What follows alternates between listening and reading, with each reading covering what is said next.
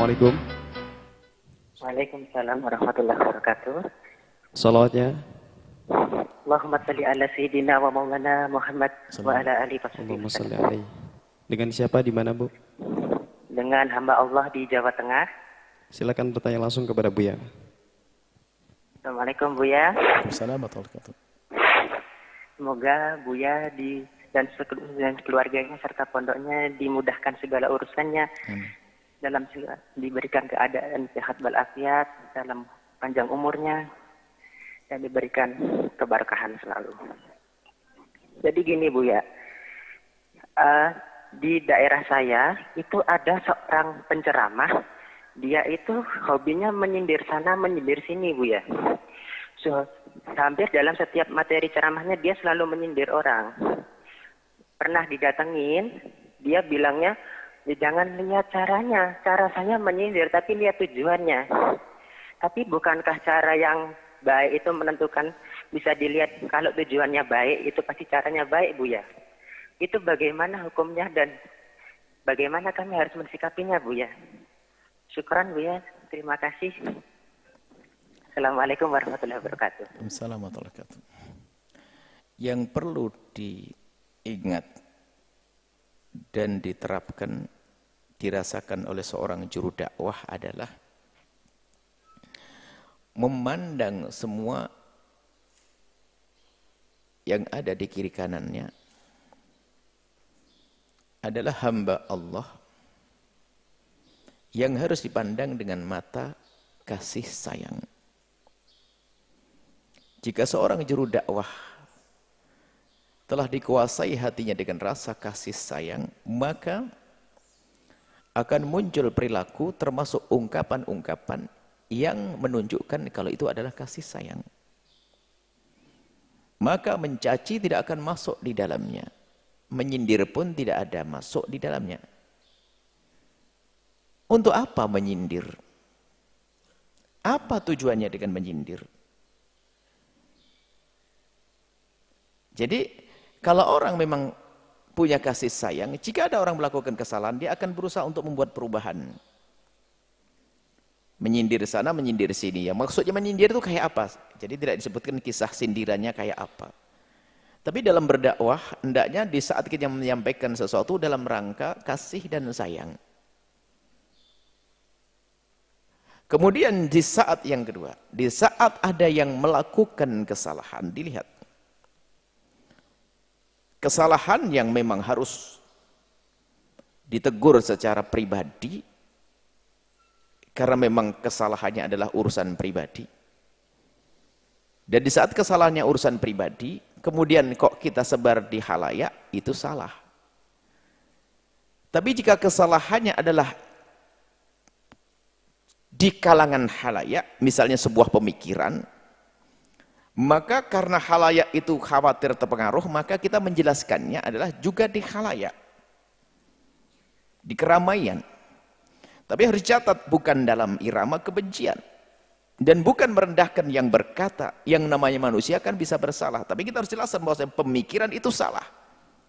Tanpa harus ada kebencian, dan ini kadang harus ada. Ada seorang ustadz misalnya punya ungkapan yang bertentangan dengan syariat atau akidah, karena itu di mimbar, di media, banyak didengar orang, apalagi dia pengikutnya juga banyak, maka yang ingin menjelaskan pun tetap mendahulukan makna kasih terlebih dahulu, kemudian dengan ilmu, bukan dengan kerusa-kerusu, bukan tabrak sana tabrak sini, pemahaman agar semuanya bisa berpikir, agar orang tidak terpengaruh. Ini yang kedua. Yang ketiga, kalau jadi orang itu ya jangan gampang merasa disinggung. Ini permasalahan lagi. Padahal dia mah tidak menyinggung. Ada seorang ustadz bercerita tentang hari ini kok orang sering hadir pengajian, masih sering berurusan dengan riba. Itu nasihat, bukan nyinggung Anda kalau Anda memang berurusan dengan riba. Kadang-kadang kita tuh sensitif gampang. Oh saya diomongin. Biarpun saya masih urusan dengan riba, kan saya pengen baik. Tapi kenapa disebut-sebut di mimbar? Oh, dia nyebut di mimbar bukan nyindir Anda. Dia hanya bercerita. Sebisa mungkin ayo kita hijrah, hindari riba.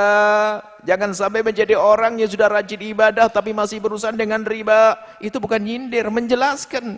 Kalau Anda merasa tersinggung, ya hatimu yang kotor, kan begitu. Ini ada orang yang tersinggung. Bahkan kadang ada seorang ustadz berceramah itu, jamaah yang mendengar setelah keluar, makasih Ustadz, pas banget dengan saya. Itu kan hati yang baik, nggak merasa tersinggung. Ya Allah Ustadz, itu yang disampaikan pas banget, itu saya. Makasih Ustadz, diingatkan. Nah, di hatinya enak. Coba yang lain. Saya disindir. Wah, hati kotor itu dikit-dikit merasa disindir, bukan disindir. Wong dia menjelaskan secara umum, merasa tersindir. Ini sifat busuk, yaitu prasangka buruk. Sehingga akhirnya prasangka buruk kepada semua ustadz. Tidak duduk dengan ustadz, kita langsung sama juga, nyindir. Mentang-mentang saya jarang kesini, sindir. Padahal bukan nyindir, ustadznya cerita umum, dia di dalamnya. Yang lain juga kena, tapi sifatnya nasihat. Dan ini yang banyak. Gampang merasa disindir. Pernah seorang suami istri, yang saya kan tidak sengaja. Istrinya pertama kali membawa suaminya ke sini. Saya juga nggak ngerti kalau suaminya datang dan nggak ngerti kalau dia datang. Kebetulan pembahasan yang saya bahas adalah permasalahan tentang suaminya. Langsung nggak mau lagi ngaji. Pasti kamu sudah ngomong, yang diomongin saya dari awal sampai akhir. Ajib, saya tidak kenal manusianya. Saya tidak kenal orangnya, nasihat umum. Ini sifat hati kotor, gampang merasa tersinggung, gampang merasa disindir. Sensitif. Gampang tersinggung, nggak benar begitu, hati kotor, ya. Jadi bahkan orang hebat adalah insaf. Kalau memang betul yang disinggung aku, berarti nasihat untukku, terima kasih. Jangankan kok sekedar disinggung, terang-terangan saja saya bisa nerima kok, apalagi disinggung. Kalau menyinggung sebetulnya pakai adab dia. Tidak ingin memberitahu orang lain, tapi memberitahu ke saya. Ada orang masih begini, semoga cepat tobat. Saya itu, makasih. Coba ngomong, kamu harus tobat, kan nggak enak. Sindiran kan sebenarnya adab juga. Jadi kita perlu koreksi dari dua belah pihak. Dari pihak ustadznya harus koreksi, hati-hati, jaga hati. Kemudian dari pihak mendengar, kuping dan hati juga dijaga. Jangan mudah tersinggung. Dan kalau ceramah jangan gampang menyinggung. Kalau orang gampang tersinggung, yang ceramah gampang menyinggung, perang nanti, bukan sebuah majelis. Namanya permusuhan. Wallahu a'lam bissawab.